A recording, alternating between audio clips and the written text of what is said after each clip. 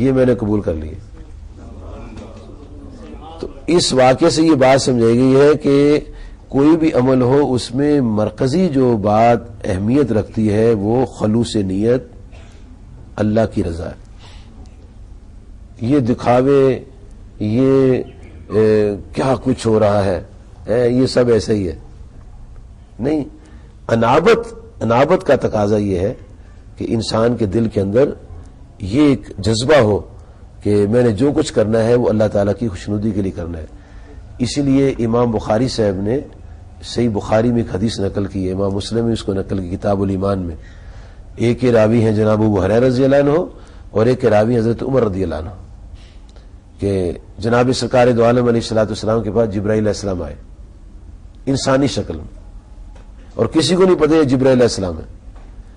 سفید ان کے کپڑے تھے، کالے سے ان کے بال تھے، چمکتی ان کی آنکھیں تھیں، گورا ان کا رنگ تھا، دو ان کے ہاتھ اور دو پاؤں تھے، بڑے بچی قسم کے خوبصورت انسان تھے. تو کسی کو نہیں پتہ یہ کون ہے. تو وہ پوچھ رہے ہیں اسلام کیا ہوتا ہے، ایمان کیا ہوتا ہے. آپ نے اسلام کی تفصیل بتائی، ایمان کی تفصیل بتائی. پھر ایک سوال انہوں نے کیا کہ مل احسان کیا ہے.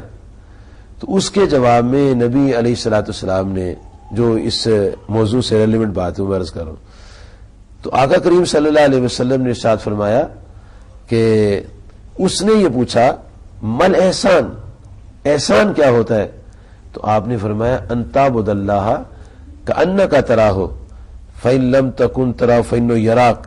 فرمایا احسان یہ ہے کہ تم اللہ تعالیٰ کی عبادت ایسے کرو جیسے تم اللہ تعالیٰ کو دیکھ رہے ہو، اور اگر یہ تمہارا نظریہ قائم نہ ہو سکے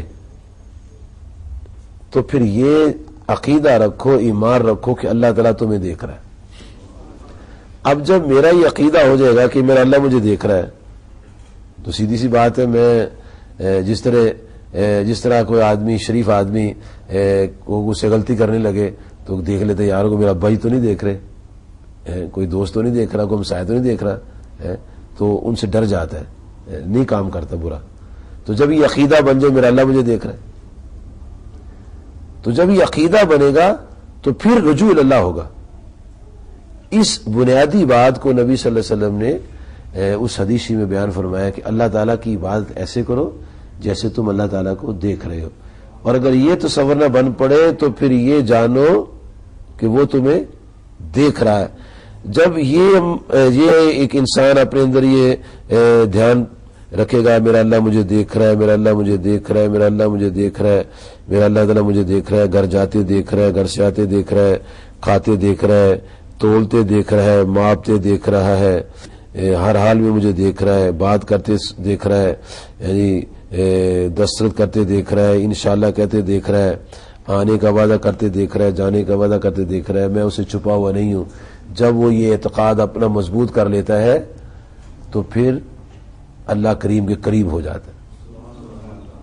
پھر یہ اس جماعت میں آ جاتا ہے جس جماعت کے بارے میں اللہ تعالیٰ نے فرمایا ہے وَاتَّبِعْ سَبِيلَ مَنْ أَنَابَ إِلَيَّ، کہ اس کے پیچھے لگو جو میری طرف جھکا ہو، اس کے پیچھے لگو. یہ ایک ضرورت ہے آج کی. ہر کام کے لیے رہنما تلاش کرتے ہیں لیکن دین کے لیے نہیں تلاش کرتے، نہ کسی سے مسئلہ پوچھتے ہیں نہ رہنمائی لیتے ہیں. اور دنیا اچھی گزر رہی ہے یا بری گزر رہی ہے، جیسی گزر رہی ہے تو گزر رہی ہے، یہ تو پیچھے رہ جانی ہے. کیونکہ نبی صلی اللہ علیہ وسلم فرمایا جب انسان مر جاتا ہے تو اس کے ساتھ اس کے رشتہ دار جاتے ہیں، اس کے نوکر غلام جاتے ہیں، احباب اس کے ساتھ جاتے ہیں، ایمان اور اعمال بھی اس کے ساتھ جاتے ہیں. لیکن جب اس کو قبر میں رکھ دی جاتا ہے تو بہن بھائی باپ رشتہ دار دوست احباب نوکر غلام سارے واپس آ جاتے ہیں. تو ساتھ کون گیا؟ مکان تو نہیں ساتھ گیا، بلڈنگیں تو ساتھ نہیں گئی. جو ہم دنیا کا مال اکٹھا کر لیتے ہیں غلط طریقے سے، وہ تو نہیں ساتھ گیا نا، کوئی بھی ساتھ نہیں گیا. ساتھ ایمان اور اعمال صالح گئے. وہ جو چیز ہے نا اس کے لیے جو محنت ہے، اس محنت کے لیے کسی رہنما کی ضرورت، اس کے بغیر نہیں. کوئی بتائے گا تو پتہ چلے گا نا. جب کوئی بتانے والے نہیں ہیں تو پھر کیسے چلے گا؟ غلطی پر غلطی کرتے چلے جائیں، غلطی پر غلطی کرتے چلے جائیں گے. اور ہم یہ روزانہ کہتے ہیں یا اللہ ان کے پیچھے چلا جن پر تیرے نام ہوا ہے. وہ کون ہے؟ ان کے پاس جانا پڑے گا نا، تلاش کرنی پڑے گی. اور جس کو مل جائے ایسا بندہ بڑا خوش نصیب آدمی، اس کی دنیا سنور گئی، قبر سنور گئی، آخرت سنور گئی. اور نبی صلی اللہ علیہ وسلم نے اس بات سے کسی کو منع نہیں کیا. کہا جستجو کرو، جاؤ. آقا علیہ السلام جب کسی کو کلمہ پڑھا لیتے تھے تو کلمہ پڑھانے کے بعد پھر فرمایا کرتے تھے آؤ میری بیعت کرو. چونکہ وہ نبی اللہ ہے، وہ تو کہہ سکتے ہیں، ہر بندہ نہیں کہہ سکتا، ہر بندے کو کہنا نہیں چاہیے. یہ شان آقا صلی اللہ علیہ وسلم کی. آپ فرماتے تھے میں نبی ہوں، آؤ میری بیعت کرو. اب کوئی اور کہہ سکتا ہے میں نبی میری بیعت کرو؟ نہیں. دوسرے کے بارے میں کہ آؤ یار، وہ چلو یار وہ آدمی نیک ہے اس کی بیعت کرتے ہیں. کوئی کہتے ہیں اس کی ضرورت کیا ہے؟ اگر اس کی ضرورت نہ ہوتی تو اللہ تعالیٰ کے کلام پاک میں یہ بات نہ آتی، اور نبی صلی اللہ علیہ وسلم صحابہ کرام کو نہ فرماتے. حدیث مبارکہ میں حضرت عبادہ بن صامت رضی اللہ عنہ سے روایت ہے، فرماتے رسول کریم صلی اللہ علیہ وسلم کے ارد گرد صحابہ کرام موجود تھے جی، جو کلمہ پڑھ چکے تھے، مسلمان ہو چکے تھے. فرمایا آؤ میری بیعت کرو، آؤ میری بیعت کرو. جی حضور کس بات پر بیعت کریں؟ فرمایا نمبر 1 اللہ تعالیٰ کے ساتھ کسی کو شریک نہیں کرنا، لا تشرکوا باللہ شیئا، اس بات پر بیعت کرو. ولا تسرفوا، ولا تسرکوا، چوری نہیں کرنی، تم نے چوری نہیں کرنی، بدکاری نہیں کرنی، اولاد کو قتل نہیں کرنا، کسی پر بہتان نہیں لگانا، کسی پاکیزہ عورت پر تہمت نہیں لگانی، جی اچھی بات میں نافرمانی نہیں کرنی. آؤ میری اس بات پر بیعت کرو. نبی صلی اللہ علیہ وسلم گائے بگائے حالانکہ وہ کلمہ پڑھ چکے تھے جی، پھر فرماتے آؤ بیعت کرو. کبھی بیعت اسلام لیتے تھے، کبھی بیعت خلافت ہوتی تھی، کبھی بیعت تقوی ہوتی تھی، کبھی بیعت جہاد ہوتی تھی، کبھی بیعت ہجرت ہوتی تھی، کبھی بیعت انابت ہوتی تھی جی، کبھی اس بات پر بیعت ہوتی تھی کہ آؤ میری بیعت کرو، تم نماز پڑھو گے، زکوٰۃ دو گے. یہ نبی صلی اللہ علیہ وسلم صحابہ کو فرمایا.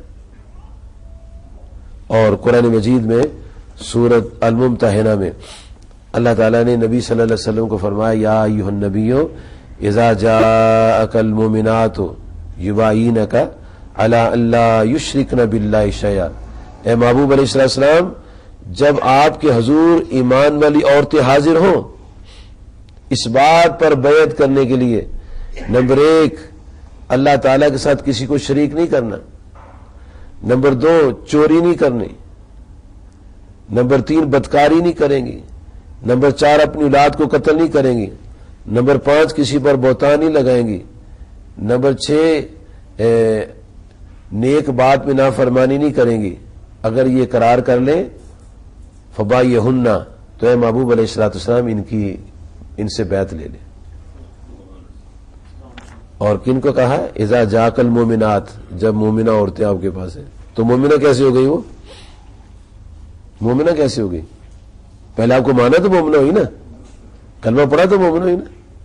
اس کے بعد پھر یہ فرمایا اس بات کا اقرار ان سے کراؤ اور ان کے لیے استغفار فرما دیں تاکہ میں ان کو معاف فرما دوں. تو یہ قرآن مجید میں اور احادیث کے اندر اس کی تفصیل موجود ہے. آپ کو یاد ہوگا کہ رسول کریم صلی اللہ علیہ وسلم نے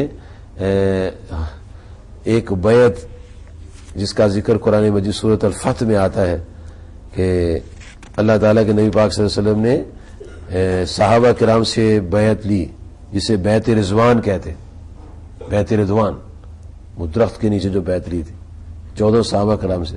حالانکہ صحابہ جو تھے مسلمان تھے اور وہ عمرہ کرنے جا رہے تھے، اور جب عثمان غنی رضی اللہ عنہ کے بارے میں یہ افواہ پھیلی کہ ان کو شہید کر دیا گیا تو فرمایا ان کے خون کا بدلہ لینے کے لیے بیعت کریں. اور اس بیعت کو اللہ تبارک و تعالیٰ کی ذات پاک نے کیا مقام اور کیا درجہ اور کیا اللہ پاک نے اس بیعت کی عظمت و شان بیان فرمائی ہے کہ ان الذین یبایعونک انما یبایعون اللہ.